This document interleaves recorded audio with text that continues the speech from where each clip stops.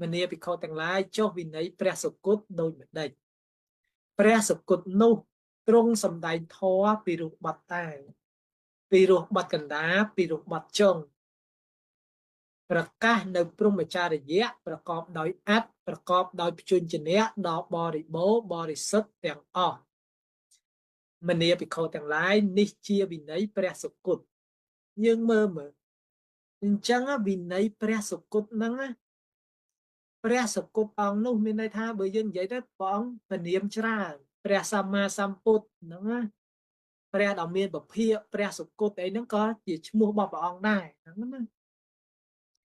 អញ្ចឹងព្រះសុគតនោះទ្រង់សម្ដែងធម៌ពីរូបបទដែរអញ្ចឹងព្រះអង្គសម្ដែងធម៌ទាំងអស់គឺសិតតែមានពីរូបបទដើមពីរោះបទកណ្ដាលពីរោះបទចុងប្រកាសនៅព្រហ្មចារ្យៈប្រកបដោយអត្តប្រកបដោយព្យញ្ជនៈដល់បរិបូរណ៍បរិសុទ្ធទាំងអស់កន្លែងនេះញាតិពធយើងគួរយល់ណាអញ្ចឹងព្រះសុគតសម្ដែងធម៌មានពីរោះបទដើមពីរោះបទកណ្ដាលពីរោះបទចុងអញ្ចឹងក្នុងនាមសាវកព្រះអង្គក៏ដូចគ្នាបើសាវកនឹងមិនអាចសម្ដែងធម៌ព្រះអង្គមានពីរោះបទដើមពីរោះបទកណ្ដាលពីរោះបទចុងទេណាប្រកាសព្រហ្មចារ្យៈមានន័យថាប្រកាសនៅព្រហ្មចារ្យៈធម៌ព្រះអង្គនឹងប្រកបដោយអត្ត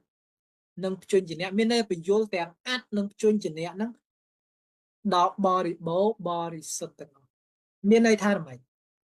បរិបូរណ៍បរិសុទ្ធទាំងអស់ប្រសិនបើបាត់ពាក្យដែលជាពុទ្ធដីកាមួយពាក្យឈ្មោះថាលែងបរិបូរណ៍យល់ទេហ៊ានតែថែមពាក្យយើងមួយពាក្យលែងបរិបូរណ៍ព្រះអង្គទ្រង់ប្រកាសសម្ដែងធម៌ហ្នឹងមានពីរោះបទដើមពីរោះបទកណ្ដាលពីរោះបទចុងអស់លេងហើយយើងសាវកឥឡូវចេះតែចេះថែមពាក្យអីដូចនៅកន្លែងនេះស្ទើរពាក្យមួយថែមហ្នឹងធម៌ព្រះអង្គកំពុងបរិបូរណ៍បរិសុទ្ធស្រាប់តែយើងថែមលែងបរិបូរណ៍តែម្ដង